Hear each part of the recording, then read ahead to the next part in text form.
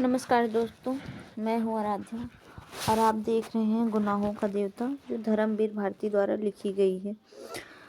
और हमारे चैनल पे आपका स्वागत है। बुक समरी बाय आरू। चलिए, आज कहानी का पार्ट 7 है।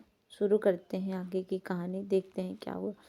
शादी के बाद सुधा की जिंदगी बाहर से बिल्कुल सामान्य दिखाई देती थी। नए रिश्ते, नई जिम्मेदारियां और एक तयशुदा दिनचर्या, सब कुछ उसकी जिंदगी का हिस्सा बन चुका था।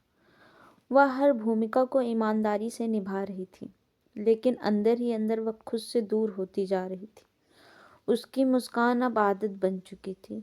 खुशी नहीं, किसी से शिकायत करने का साहस उसमें नहीं था, क्योंकि वह जानती थी कि उसने जो रास्ता चुना है वह हालात की देन है। सुधा की खामोशी में बहुत कुछ छुपा हुआ था। वह एक दिन खुद को समझाने की कोशिश करती कि यही सही है, यही ज़रूरी था, लेकिन जब वो अकेली होती तो चंदर की यादें उसके मन में उतर आती।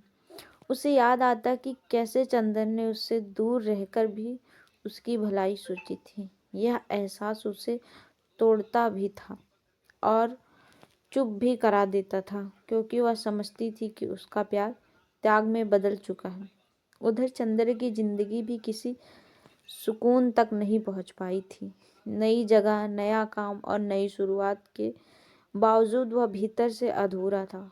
उसने खुद को काम में इतना व्यस्त कर लिया था कि सोचने का समय ही ना मिले।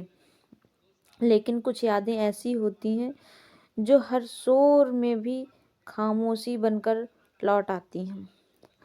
उसे इस बात का संतोष था कि सुधा सुरक्षित है, उसकी जिंदगी सही दिशा में है, लेकिन यह संतोष उसके खालीपन को भर नहीं पा रहा था। दोनों अब अलग अलग जिंदगियां जी रहे थे, लेकिन उनके एहसास अब भी एक दूसरे से जुड़े हुए थे। यह दूरी किसी गलती की वजह से नहीं थी, बल्कि उस प्यार की वजह से थी जो हालात से हार गया था। शायद कुछ रिश्ते मिलकर पूरे नहीं होते हैं, बल्कि दूर रहकर अपनी सच्चाई साबित करते हैं।